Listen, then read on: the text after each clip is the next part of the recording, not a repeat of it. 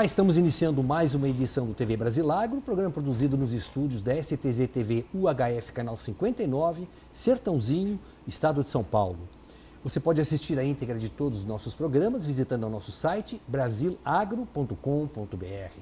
No mesmo site você se inscreve para receber todos os dias e gratuitamente ao Clipe em Brasilagro, com as notícias nacionais e internacionais das cadeias produtivas do agronegócio. Se você tiver alguma sugestão, converse conosco através do e-mail tv@brasilagro.com.br. No programa de hoje nós temos a satisfação de termos conosco aqui o sindicalista Samuel Marchetti, presidente do Sindicato dos Metalúrgicos de Sertãozinho. Samuel, muito obrigado por atender nosso convite e para que a gente possa discutir um pouquinho a difícil situação pela qual passa a categoria dos metalúrgicos, não apenas aqui em Sertãozinho, mas também em todos os grandes centros metalmecânicos, metalúrgicos, onde nós temos indústria de base, com destaque também para Piracicaba. O prazer é meu, falo em nome de toda a categoria, né? Saudando a todos os metalúrgicos aí. Hoje é importante a gente estar fazendo, claro, uma retrospectiva aí do que está sendo até agora, né? Essa luta nossa aí, que esse ano complicado, né? Os metalúrgicos, não só como todos os trabalhadores metalúrgicos, como todos em geral, viemos passando aí essa crise econômica, crise política também, que vamos por aí, né? Uma crise econômica ela só vem através também de uma crise política. Os dois estão associados muito bem aí. Quando um começa a se desprender do outro, a gente vamos enxergando essa visão que estamos tendo hoje para 2015. Você só para o telespectador nosso, o da nossa região já lhe conhece, mas o telespectador fora da região de Sertãozinho talvez não tenha essa informação. Você assumiu em dezembro a presidência do sindicato, depois de um período de intervenção por determinação da Justiça e a destituição da diretoria anterior. Aí entrou um novo grupo, que era um grupo de conselheiros, dentre os quais você estava já qualificado formalmente para assumir a presidência. Foi isso? Sim. Se me permitir, só para contar um pouquinho dessa história, né? Pouco breve aí para a gente dar uma resumida. Nós éramos suplentes já de uma diretoria e os suplentes eram aquelas pessoas, éramos os diretores que ficavam dentro das fábricas, né? Faziam as linhas de frente, que levavam os problemas até o sindicato, né? Que via os anseios. Então a gente estava mais de perto do trabalhador. Eu sou torneiro mecânico, sou funcionário da empresa Ismar, né? Nós temos agora. Então, depois desse tempo, de tudo que aconteceu, a intervenção, nós iniciamos uma luta jurídica porque nós éramos suplentes e nós não tínhamos nada a ver com o que aconteceu com o sindicato. Então começou a nossa luta porque nós fizemos frente para aquela diretoria que estava. E no momento que aconteceu tudo, foi uma punhalada nas costas, falou, nós temos que lutar, nós precisamos mostrar a nossa inocência, nós precisamos mostrar que nós éramos os diretores que estavam dentro das fábricas, né? Nós lutávamos pelos trabalhadores. Então iniciou um processo jurídico, nós lutamos 1 ano, nós fizemos denúncias até a própria, às vezes, parcelamentos que aconteceu, né, dentro da intervenção judicial, que nós não concordávamos com aquilo. E no fim do ano a gente conseguiu uma audiência, foi marcada a audiência na segunda vara do trabalho e os nossos argumentos, a nossa inocência ali foi provada, foi visto que nós não tínhamos e assumimos o sindicato para dar um novo rumo, né? Como nós às vezes tentávamos mudar esse sindicato e não conseguimos, não éramos ouvidos. Falei, agora está aí a oportunidade. E em dezembro, quando assumimos o sindicato, nós reunimos e falamos, olha, nós vamos ter um grande desafio para frente, porque nós estamos pegando um sindicato sem credibilidade, nós estamos pegando um sindicato quebrado, através de tantos desvios e às vezes que aconteceu e está para ser julgado aí, e estamos pegando uma crise no nosso setor gigantesca. Né? A maior crise que o setor já viveu até hoje. Até o momento, eu tenho 36 anos, né? Às vezes você pode falar melhor do que eu. Eu acho que essa é a mais inflamada, porque é uma crise. Nós viemos de uma herança da crise mundial, que é quando lá atrás o presidente Lula falava, uma marolinha, agora ela se tornou um tsunami grande, porque não se cuidou, às vezes, em alguns pontos. Eu acho que se tinha que vir, porque o mercado lá fora, ele encolheu, os produtos brasileiros que eram vendidos lá fora, nos preços que eram, foram rebaixados esses preços, e aí começou a vir para dentro do país. E a gente teve essa noção, que quando nós assumimos, a gente estava pegando uma crise no país, e só que aqui em Sertãozinho, essa crise ela ia vir muito mais inflamada, que é devido ao nosso setor sucroenergético aí, né, que se expandiu, que cresceu, a ponto que quando o governo tirou a atenção dele para cá e levou lá para o pré-sal, aí acho que tudo começou e as coisas começaram a se inflamar mais. Mas a gente sabe que o desafio é grande, acho que nós estamos chegando aqui na metade do ano fazendo um balanço com um grande trabalho sindical, porque o sindicato ele vem para defender os trabalhadores até dentro de uma crise. Porque a gente tem noção de que sempre a parte mais fraca que vai estourar e quando pende é para o lado do trabalhador. E se ele não tiver um recalço ali, de uma base, de um sindicato constituído ideologicamente e politicamente para defender os direitos dele e os interesses dele, aí acho que as coisas se complicam. Por quê? A verba, o salário do trabalhador, ele é jogado diretamente na economia, né? A pessoa que ganha 2, 3 mil reais, ela vai jogar lá no comércio, ela não vai guardar esse dinheiro. Então nós temos que defender a todo custo, custe o que custar, esses salários, essas às vezes negociações de PLR pode não estar acontecendo porque é devido à crise, mas salários ficar sem pagar, direitos passando, empresa mandar embora e querer parcelar. Acho que isso é uma ofensa ao trabalhador que produziu tanto para aquela riqueza da empresa, né? Então nós somos contra, nós entramos com essa ideologia, não ao parcelamento. Às vezes falando, vamos tentar lutar em cima disso da medida possível.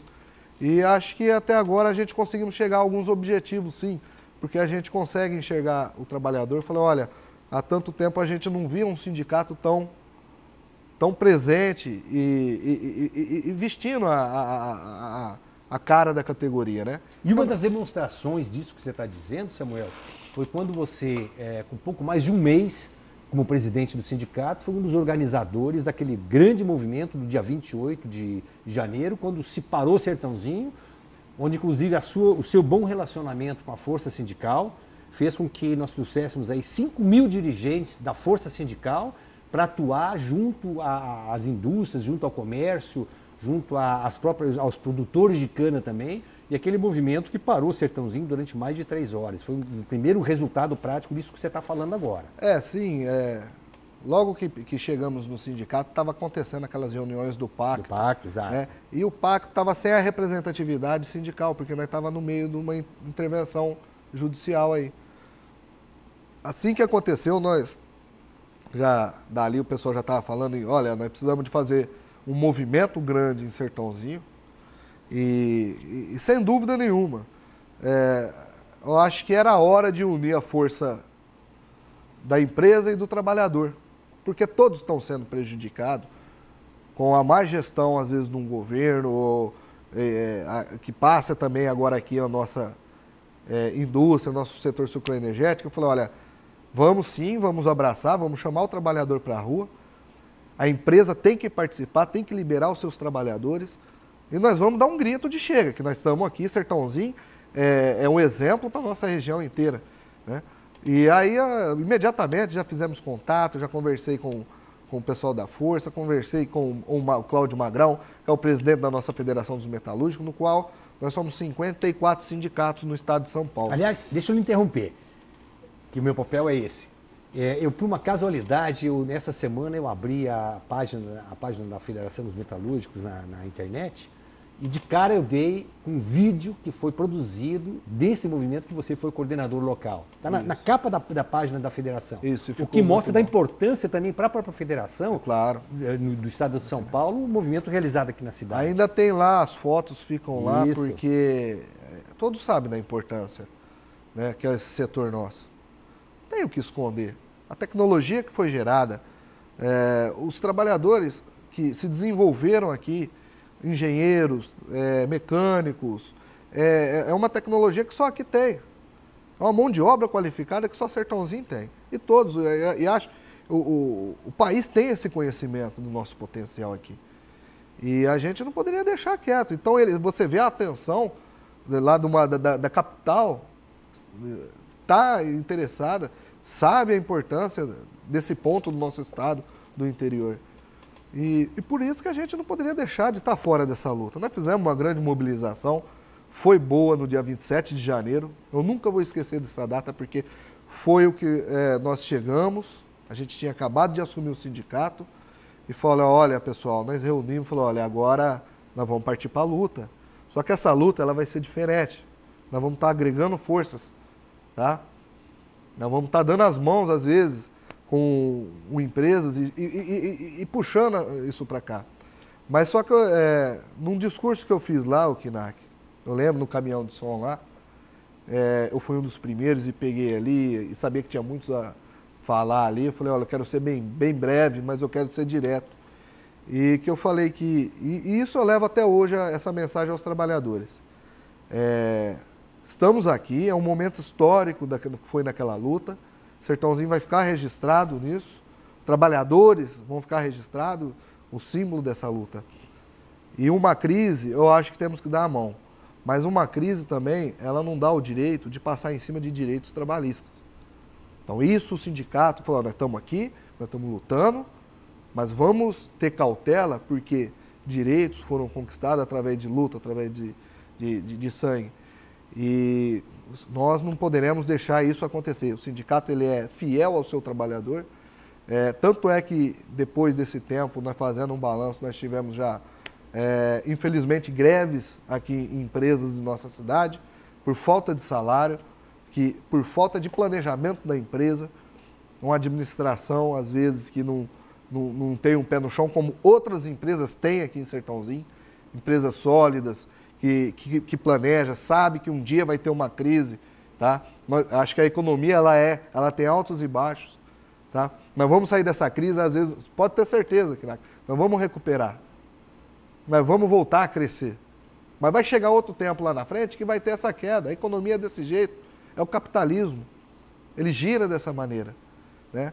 Então, se as empresas não se prepararem, não ter o pé no chão, né, para fazer pelo menos alguma porcentagem que é do trabalhador, né, para quando aconteça isso, para que não sacrifique lá embaixo. Porque aquela economia que você tira o dinheiro de lá, você está afetando diretamente a economia do município, é o comércio que fica sem estar produzindo, lojas fechando. Eu acho que é um tiro no pé do, né? Empresário que é consciente, ele sabe que lá vai vir um retorno para ele depois. Então ele sabe tocar. A gente conhece empresários aqui que tocam dessa maneira, mas também tem aqueles que na hora da abundância, né, só quer saber de comprar e vai para lá e aí, na hora que chega numa fase desta, né, vem querer, às vezes, eu falo aqui porque tem empresas querendo demitir, querendo parcelar, fazer parcelamento das rescisões trabalhistas, na qual o trabalhador ficaria para receber ali R$1.000 por mês. Quem vive com R$1.000? Aqui em Sertãozinho o custo de vida é alto. Então é inadmissível essa situação. É esse ponto que nós vamos defender o trabalhador sempre. No programa da última semana, nós trouxemos aí o secretário municipal da Indústria do Comércio, da Agricultura, do Abastecimento e das Relações do Trabalho de Sertãozinho, Carlos Alberto Liboni. E o Liboni, no programa, a gente colocou essa questão da greve da Dedini. Nós estávamos na véspera da assembleia que você tinha convocado para segunda-feira dessa última semana, lá em Piracicaba. E a preocupação toda, e o Liboni deixou isso muito claro, que até que o prefeito Zezinho Gimenez havia ligado para o presidente da Dedini, Sérgio Leme, o próprio Liboni também havia conversado com o presidente da Dedini, Sérgio Leme, manifestando a preocupação e pedindo para que não houvesse nenhum retalhamento, principalmente com o fechamento da unidade da Dedini de Sertãozinho, que desempregaria de cara 600 mil trabalhadores. E você estava lutando, você tinha feito um trabalho, eu lhe acompanhei na semana anterior, você teve assembleia em Sertãozinho, você teve assembleia em Piracicaba, você teve audiência na Justiça Regional do Trabalho em Campinas, enfim, você estava totalmente envolvido nisso. Eu queria que você contasse um pouquinho o que aconteceu na segunda-feira passada em Piracicaba, porque logo no dia seguinte, ou 2 dias depois, você fez uma assembleia que voltaram ao trabalho e a Dedini em Piracicaba permanece, os trabalhadores permanecem em greve. É isso? O que então aconteceu na segunda-feira lá em Piracicaba?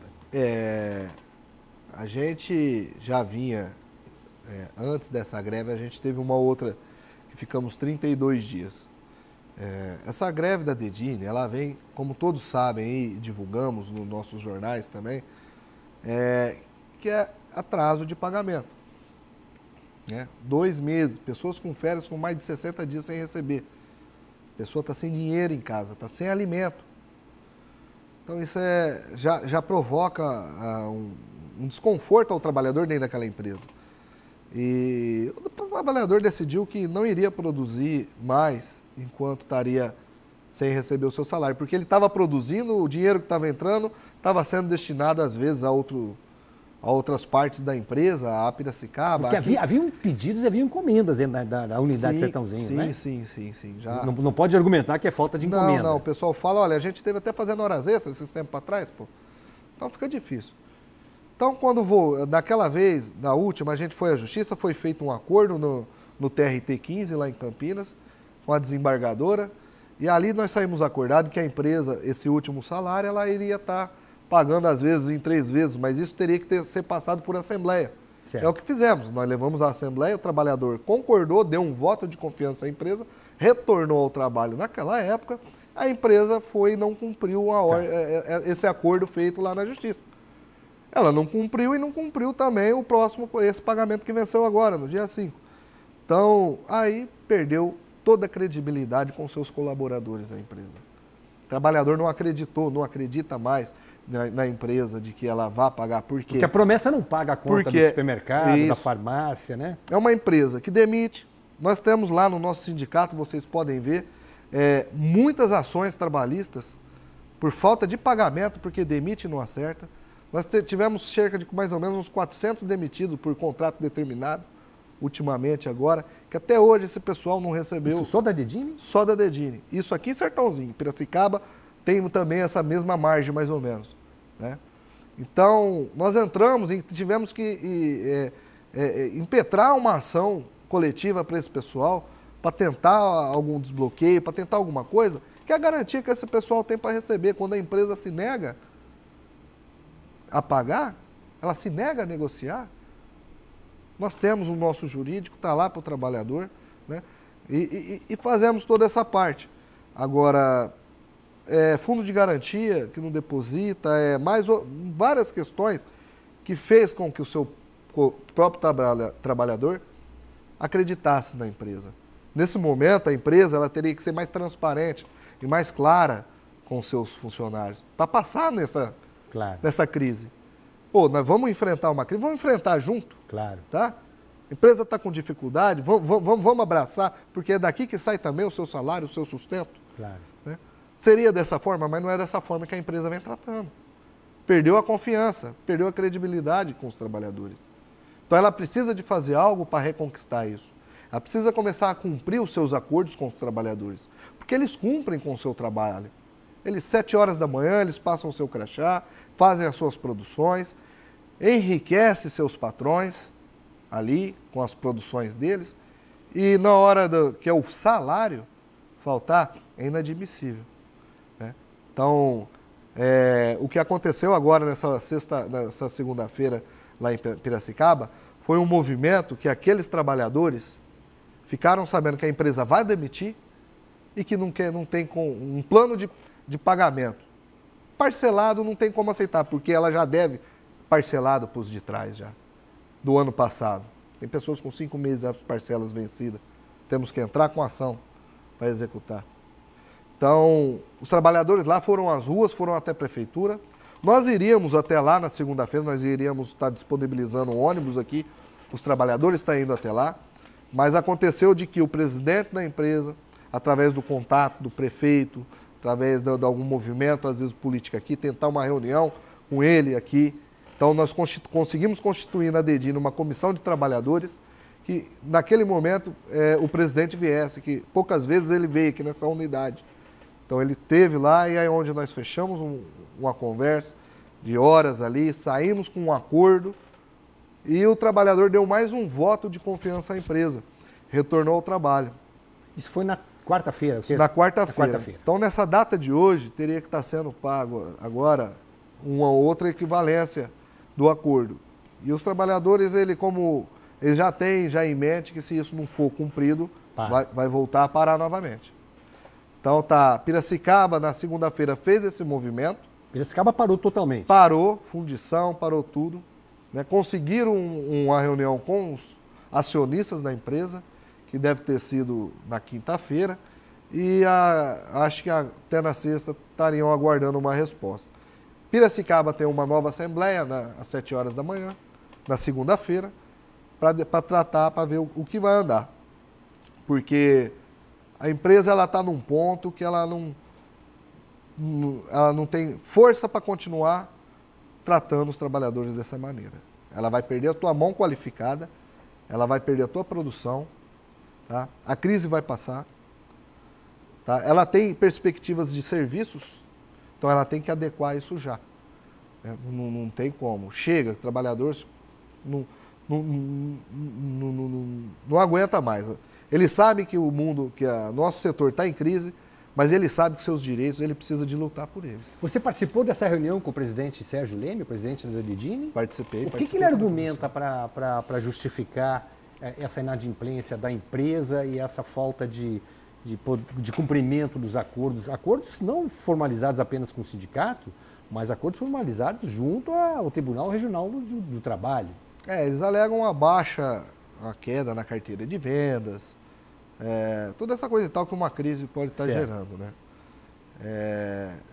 De que o fluxo de caixa é baixo, mas o trabalhador não é bobo. Ele sabe quando ele produz que aquele dinheiro vai entrar. Né? Existe uma produção dentro da empresa. Serviços caros. Então ele sabe que o serviço que está lá dentro daquele barracão é caro, ele vai sair e uma verba que vai entrar que pode pagar o salário dele. Acho que a empresa tem que dar uma prioridade ao salário, porque senão ela para. Claro. Você não tiver dinheiro para tocar a mão de obra, você não tem empresa. Então, ela já está fechada, né? Sem salário, a empresa... Falam-se de que a Dedini vai fechar. Eles alegam que não, eles falam que esse polo aqui é muito importante para eles. Né? É um polo industrial que só aqui muitos serviços são feitos só aqui. Então, eles vão passar por essa barreira. Esses dias parados em Sertãozinho, em razão da greve, pela falta de pagamento dos salários e pela falta de cumprimento dos acordos no Tribunal Regional do Trabalho, vão ser descontados os trabalhadores? Não, de maneira nenhuma. Foi negociado? Já foi negociado, a greve é legal. Sim. Essa última greve, ela já vem de um descumprimento de um acordo no juiz, no qual a desembargadora deixou muito bem claro que não efetuando o pagamento poderendo entrar em greve. Então os dias já estão garantidos por lei ali dos trabalhadores. E nós conversamos com a empresa não tem esse interesse. Pelo contrário, ela precisa de começar a conquistar a confiança novamente do trabalhador. E uma atitude dessa acho que não seria. Mas a empresa já entendeu, esses dias não serão descontados. Uma outra questão que eu vou deixar a pergunta aberta e ela fica para você responder já no nosso segundo bloco. Evidentemente que o problema de inadimplência não é exclusivo da Dedini.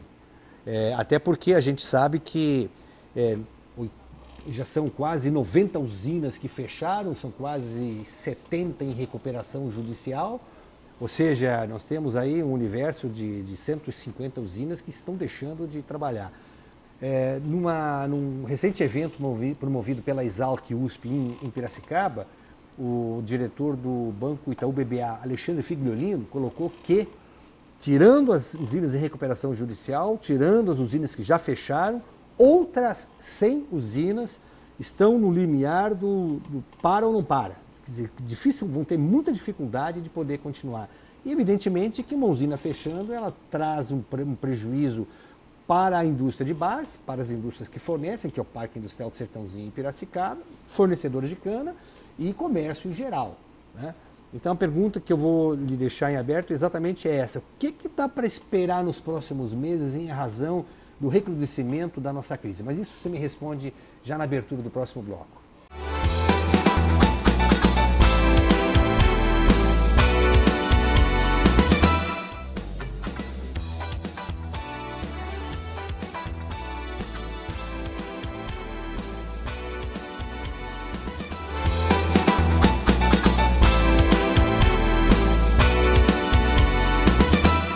De volta com o TV Brasileiro, recebendo hoje aqui nos nossos estúdios em Sertãozinho, da STZ TV UHF Canal 59, o sindicalista Samuel Marchetti, presidente, líder e coordenador dos metalúrgicos de Sertãozinho e região.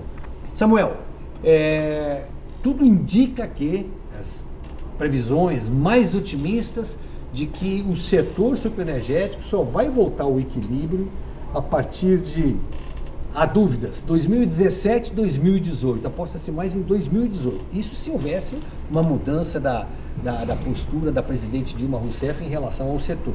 Postura essa que continua a mesma.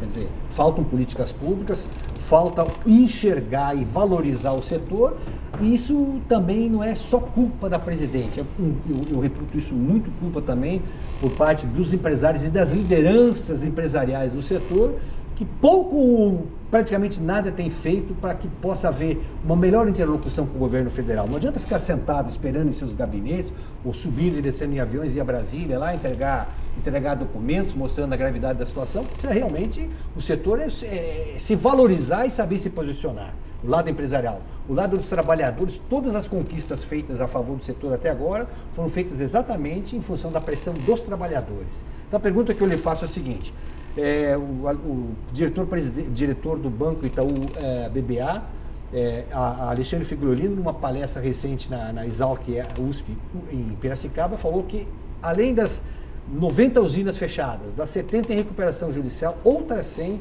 estão numa situação, um grau de dificuldade muito grande para poderem sobreviver. Qual é a visão que vocês trabalhadores têm, vocês da indústria metalúrgica têm, sobre uma mudança, e quando é que você mesmo falou no primeiro bloco, de que o setor tende a mudar, mas quando é que você acredita que isso possa acontecer? Olha, o Kinak, uma visão, nesse cenário aí, ela é complicada. A gente vê que o setor, ele ainda, para ele recuperar a sua atividade normal, não vai ser do dia para a noite, porque a pancada foi muito grande, né? Quando você se tirou investimento de um setor importante como esse, que acredito que necessitaria, deveria ser um investimento muito grande que o governo sempre deu para manter toda essa tecnologia que foi desenvolvida, você tira e passa por esse processo. Acho que a gente tivemos quebra de safra, todas essas coisas. Eu acredito que próximas safras são para recuperar a quebra de safra. Então isso não é do dia para a noite, né? Mas uma das coisas ainda que eu continuo apostando, e a gente às vezes com contato um pouco lá com o governo do estado, através do nosso secretário de Trabalho, José Luiz Ribeiro, ele que é metalúrgico lá de Piracicaba, tudo. Seria aquele investimento aquele projeto do retrofit, a cogeração de energia, né, através do bagaço da cana. Eu acho que isso seria, se desse uma atenção do governo federal e o governo estadual, juntasse e visse que aqui tem grandes potenciais para isso, nós teríamos uma solução, acredito eu, a médio prazo, né? Que seria na metade desse caminho que você falou, lá para frente. Então, o projeto segue lá em São Paulo, precisa de financiamento. Então deixa eu lhe interromper. Deixa eu lhe interromper. Eu conversando com um grande empresário do setor, talvez um dos maiores do país, numa reunião que nós tivemos em São Paulo, na manhã do último dia 9 de julho, feriado, ele comentou que o BNDES não está concedendo nenhum tipo de financiamento para projetos de cogeração de energia elétrica a partir da biomassa, que é o bagaço de cana. Nenhum.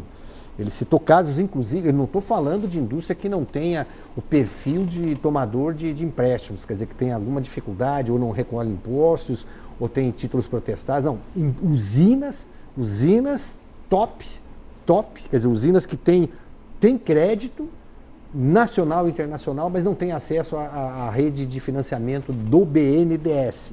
Esse empresário, inclusive, citou um caso de uma usina que participou do leilão da EPE, que é a empresa de pesquisa energética, vendeu energia de biomassa para a EPE, vendeu, contratou a compra, um projeto para fábrica de caldeiras, para fabricação de de turbinas, enfim, para equipar uma unidade, uma usina térmica a partir de bagaço de cana e palha de cana dentro do projeto de uma usina como tal. E essa usina acabou desistindo do projeto, pagou a multa para a EPE, pagou a multa para a empresa que fez o projeto da caldeira, fez o projeto da termoelétrica como um todo e desistiu do negócio. Falou, não dá para apostar nisso. Então, se você diz, seria uma solução, sem sombra de dúvida, desde que, 2 pontos, o BNDES, o governo federal, olhasse o setor com respeito que não tem olhado há muitos anos já. É triste isso daí, Okiraki, porque às vezes uma parte do governo, o que eu tenho às vezes é o governo do estado Sim. tentando alguma coisa. Mas sem sombra de dúvida. Mas é pouco. É pouco. É pouco. E sozinho não faz também. Quem tem o poder sobre a energia é o federal. Federal, claro. Se ele não comprar essa ideia, claro. Não tem como. Um grande projeto parte daqui de Sertãozinho. Essa tecnologia do retrofit parte da nossa cidade. Gente, nós estamos passando por um momento de crise energética. Nossas contas de luz aumentando. E o governo está esperando o quê para comprar essa ideia? Não, fechando bem, né? Pô, não, isso tem que ser mudado. Essa é a parte que nós entramos, que se tivemos que entrar na briga, novamente, com os trabalhadores metalúrgicos, acorda, governo. Sei lá, acorda Dilma, acorda todo mundo aí, porque tá aqui, tá na cara que vocês podem resolver o problema do país e vocês podem resolver o problema, acho que esse setor aqui já empregou mais de 300 mil, né? Você me ajuda a confirmar, sim. De trabalhadores. Sim. Aonde o governo está esperando para ver que é importante isso daqui? Gente, está na cara. É longos anos de tecnologia desenvolvido, trabalhadores com a mão de obra que temos aqui, com a especialidade que só aqui tem, e o governo está esperando o quê? Isso me entristece, Knack, saber de uma notícia em que o governo está fechando as portas para um setor tão importante que é esse. Seria a curto prazo. Nós precisamos desafogar. Nosso comércio está fechando, nossos trabalhadores estão indo para a rua. Estão indo para a rua sem receber. Isso aqui é pior. E nós temos que ainda entrar. É pior, né? Nós estamos travando, nós vamos bater de frente, porque não pode sem receber. O sindicato compra essa briga, nós estamos entrando com ação. E o governo faz o quê? Ele vai ficar vendo a banda passar? Até quando? Até quando nós vamos ter que ficar gritando sozinho? Né? Pô, não dá mais. Acho que isso tem. O quadro político, a conjuntura nacional precisa de ser revista. Tá? A conjuntura econômica precisa de ser revista. Eu acho que está na hora de posição e oposição pararem de brigar. Está na hora de sentarem e conversar, gente. Um fica jogando pedra no outro, é projeto que sai lá do Senado, da Câmara, para ferrar o governo, e o governo vai lá e faz uma medida provisória para bater de frente. E quem está perdendo é o povo, é o trabalhador. Por falar em Congresso, você participou daquela audiência pública da Frente Parlamentar pela valorização do setor sucroenergético em Brasília. Você saiu de Brasília imaginando o quê? Resolveu a crise, conseguimos dar o recado, enfim, o que você achou daquela audiência pública? Olha, o recado foi dado. Certo. Conseguimos dar o recado. Agora a gente depende dos nossos parlamentares absorver isso daí. Falamos, discursamos. O Antônio Vitor, nosso presidente do sindicato aqui das massas, discursou muito bem, né? Lembrou o quanto é importante. Ele lembrou que o ministro lá, quando foi ajudar lá em São Paulo... Ministro do Trabalho. Ministro do Trabalho, ajudou as montadoras, né? E aqui não tem nada. Então, Eu assisti na íntegra a transmissão da TV Câmara, assisti na íntegra. E é o que você está colocando aqui, é verdade. O melhor discurso foi do Antônio Vitor e daquele outro sindicalista da Federação dos Químicos de São Paulo, que também foi muito bom. O prefeito Zezinho Gimenez também falou bem. Isso, né? isso. Agora... nós mandamos, eu não estive lá em Brasília, nós mandamos nossos diretores, nós levamos um pessoal para lá, porque naquele dia, Knack, nós estávamos com um problema aqui na Dedini. Tá. Nós precisávamos efetuar o pagamento daquele pessoal de uma verba que o sindicato tinha desbloqueado e era um pessoal que estava sem alimentação. Então falando, eu vou ter que ficar aqui para a gente acabar de resolver isso. Mas foi um grupo para lá, mas eu tive acompanhando, o pessoal foi passando.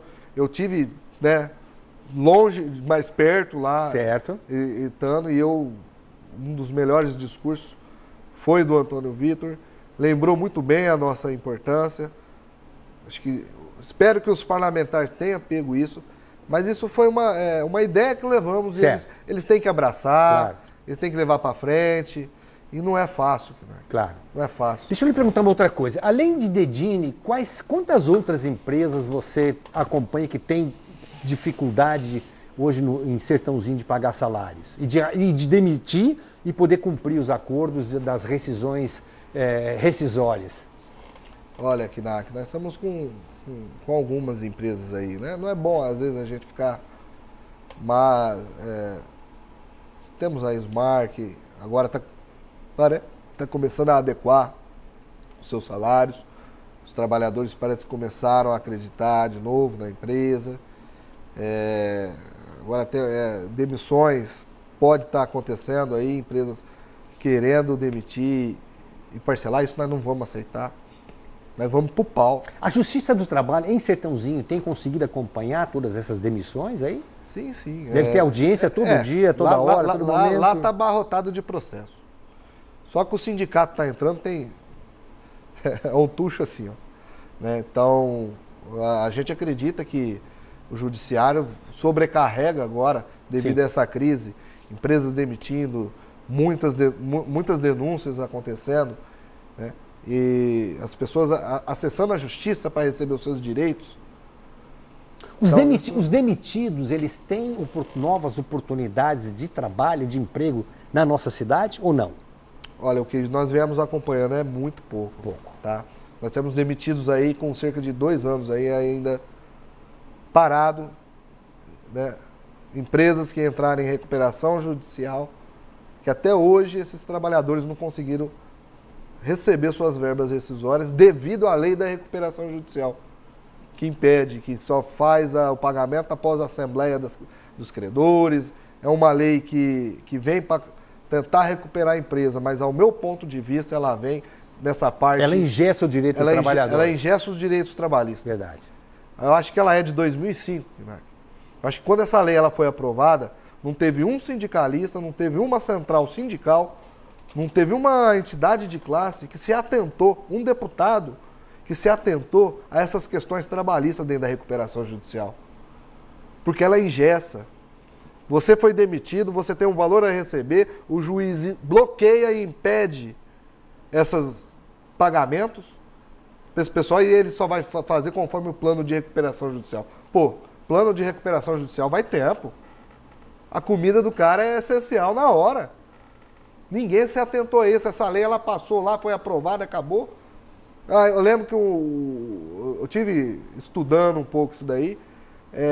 Acho que teve um partido político na época que tentou fazer uma modificação, mas perdeu, não conseguiu mudar. E tá aí. Essa lei, muitas empresas agora usando dela e às vezes usam de uma forma sacana. Tá? Ela demite, pede recuperação judicial e o coitado trabalhador fica lá. Eu vou te falar que hoje eu posso dizer as mínguas. Tá? Tem trabalhador passando fome. Nós temos trabalhadores que foram demitidos da Smart, 160 trabalhadores, que até hoje não receberam. É um grito que o sindicato dá em nome desse pessoal também, desses trabalhadores. Pois já foi tudo feito, já foi feita a assembleia. A gente pede para que o juiz responsável conduza essas questões de forma mais clara, que olhe as situações desses trabalhadores. Pois está esperando um leilão de um barracão que é só ele publicar o edital do leilão para esse pessoal começar a receber. Né? Nós tivemos muito contratempo dentro disso. No começo do ano foi juiz substituto, né? Vem um juiz substituto, pega o caso, não toca, fica parado, nós dando lá, vamos lá, gente. Ó, juiz, olha com calma, olha aqui, esse pessoal está sem receber, tem que ficar dando choque lá neles. A gente pede para que agora tem o juiz legítimo que pegou esse caso, que olhe para os trabalhadores da Smart, que olhe para os trabalhadores da Cimisa, que está em recuperação judicial, que está sem receber, que nós queremos que eles recebam antes da Assembleia, mas a lei não permite. O juiz não autoriza, mesmo que a empresa tivesse as verbas para pagar naquele momento, o juiz não autoriza. Quantos são os trabalhadores da Cimisa? A Cimisa, acredito que tem cerca de uns 200 trabalhadores também. Estão aí nesse impasse. E nós estamos, de todas as formas, com que o sindicato pode lutar, porque é uma lei, e lei ela tem que ser cumprida. Mas nós estamos pressionando para a gente tentar fazer algo diferente nessa lei de recuperação judicial, que não é fácil. A gente precisa que os trabalhadores estejam junto com o sindicato também para assumir essa luta, né? E a gente pede ao jurídico, ao judiciário de Sertãozinho, a comarca aí que está responsável por essas questões, que olhe com mais calma, que veja as situações desses trabalhadores. O direito é deles, eles têm que receber suas verbas rescisórias e libere para esses trabalhadores que estão recebendo o mais rápido possível.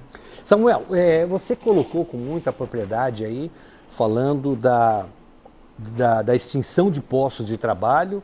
O que é mais grave é o não pagamento das verbas rescisórias. Essa é uma situação. Por outro lado, você também destacou que nós estamos falando de mão de obra qualificada, onde as empresas, onde os trabalhadores e suas famílias investiram em cima dessa qualificação.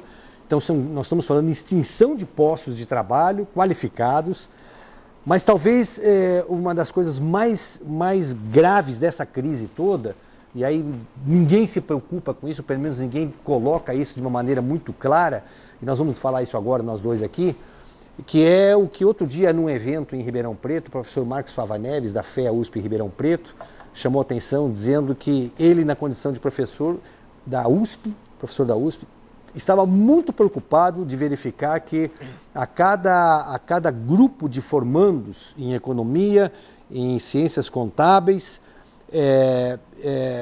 os alunos, o sonho dos alunos é terminar a faculdade pública e sair correndo para o aeroporto e viajar para o exterior e conseguir desenvolver as suas atividades lá fora. Isso a gente está acompanhando aí.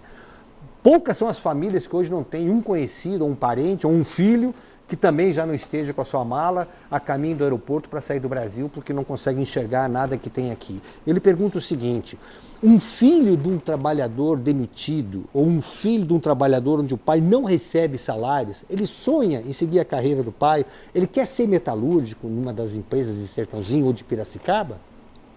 Olha, eu acho que hoje não. Acho que hoje esse assunto ele é bem delicado, né, Kina? Ele vê a situação, ele está vendo. Ele sente na própria pele. Ele sente na própria pele o que está acontecendo. Pô, só para você ter uma ideia, acho que teve o CAGED agora. Sim. Né? Essa semana. Às vezes você pode me dar um número exato, eu só não tenho o final dele.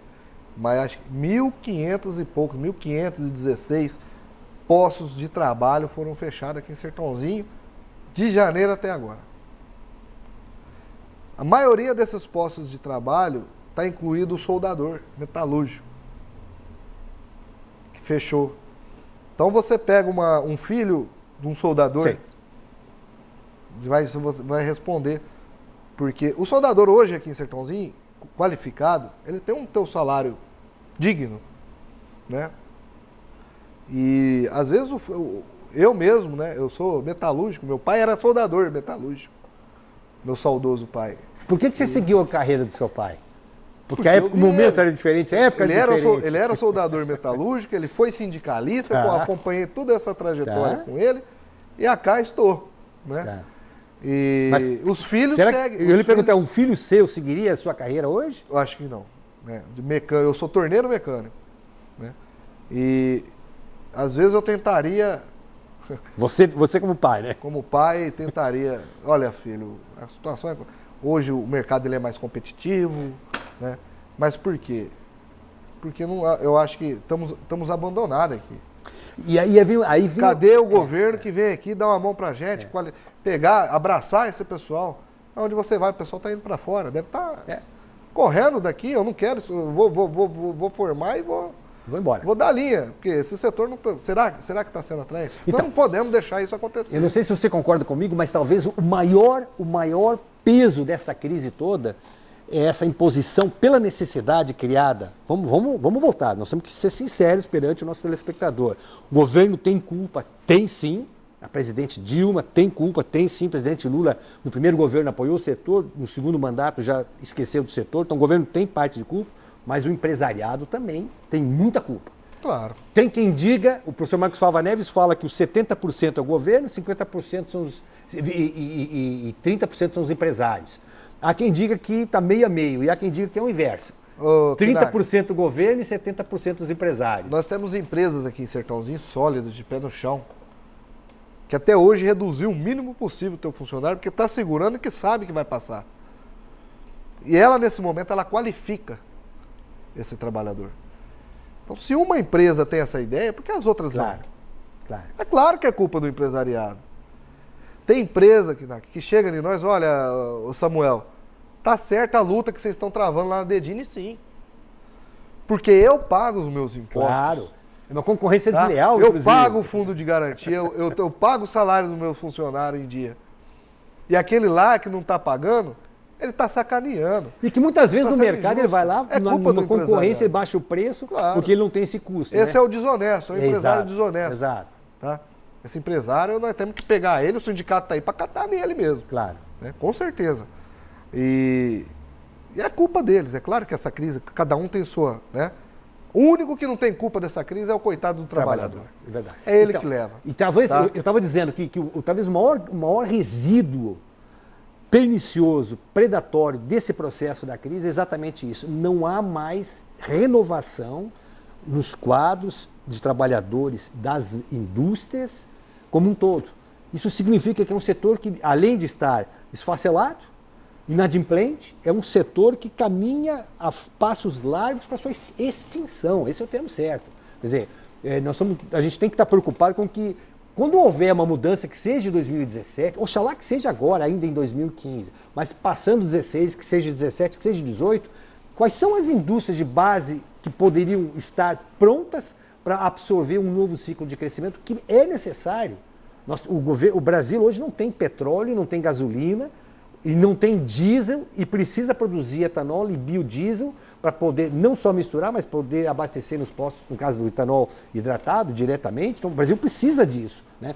E nós temos aí, não tem nenhum investimento em refinaria por parte da Petrobras, nós temos que apostar, o governo precisa apostar efetivamente na produção dos biocombustíveis. E aí nós vamos ter um gargalo pela frente aqui que é difícil imaginar encontrar uma solução em função da gravidade dessa crise. Tudo vai partir da política federal. Sim. E isso não me tira da cabeça também. Sim, sem dúvida. Porque nossos impostos vão para lá e a gente espera que o governo use esses impostos para nos salvar. Tá? A gente teve agora, recentemente, eu espero que a nossa presidenta agora comece a ter um pouco mais de senso, incoerência ao nosso setor. Não sei se é porque a popularidade dela está baixa, mas agora, recentemente, lá em Piracicaba, ela teve... na última semana, na última quarta-feira. Trazendo um investimento a uma usina, a Raízen, né? Que é uma usina grande, para geração de etanol, segunda geração, né? Tudo. Pô, será que vai acordar? Esperamos que sim. Foi para lá, a gente pede que os nossos governantes, nosso prefeito, começa a fazer essa política e trazer esses investimentos também aqui, porque nós temos muitas usinas aqui em volta, né? Vamos aproveitar que será que, né, tá dando uma acordadinha, a gente tem que esquecer, pelo menos, né? Temos que esquecer as questões partidárias, questões de posição e oposição. Acho que temos que sentar, acho que é necessário os dois lados sentar agora, porque o que está em jogo é o futuro do país. Brasil. Tá na corda bamba, acho que tá para arrebentar. Se não sentar com políticas claras, nós não vamos conseguir sair disso. Sem dúvida. Nós fazemos esse apelo, porque nós somos da base, somos os metalúrgicos. Falo em nome de outros trabalhadores que aqui, também de outros sindicatos, trabalhadores do comércio. A gente pede para que se entendam e que tragam uma solução rápida, porque eu não sei aonde pode estar chegando. Nós precisamos de soluções rápidas. O trabalhador hoje está precisando de urgência, né? Não de ficar de briga com um querendo tirar o outro do poder. Agora não é hora de impeachment, gente. De nada. Agora é hora de resolver o país. é hora de pôr os pingos nos is. Tá? Por mais que eu não concorde com a política agora do governo federal que está tendo, eu acho que não é hora de mexer, não. Eu acho que é hora de termos políticas claras, de acertar os ponteiros e depois ver o que vai acontecer. Samuel, infelizmente nosso tempo está no limite. Eu agradeço imensamente a honra de tê-lo tido aqui conosco. O programa fica inteiramente aberto a você, aos seus companheiros sindicalistas aí. Volte sempre que você tiver de preferência, alguma boa notícia para poder transmitir aos nossos telespectadores. Mais uma vez, muito obrigado, Samuel. Eu agradeço você a telespectador, a você trabalhador metalúrgico. Estamos aí, procure o sindicato. Estamos passando por uma crise, mas o sindicato está aí para te defender, da forma que for. Trabalhador unido jamais será vencido. Vamos estar sempre com esse dilema. Nossos direitos nós não vamos permitir que sejam passados, mesmo que percamos o objetivo ali na luta, mas a luta vai ser travada e essa luta é uma vitória para a gente. Quando nós travamos uma luta em defesa do nosso direito, quando nós vamos para a rua, já é uma vitória, porque estamos voltando às nossas origens trabalhistas, lá de trás, de lutar pelos nossos direitos. Quero deixar também ciente de que sindicato não é a favor de rebaixar salário, pode vir medida provisória, pode vir, nossa opinião é rebaixar salário nunca, tá? Nunca. Então vamos estar defendendo vocês e contamos com a força de todos. Obrigado mais uma vez, Samuel. A você, telespectador amigo, nossos agradecimentos. Voltamos na próxima semana com novos entrevistados. Até lá, obrigado.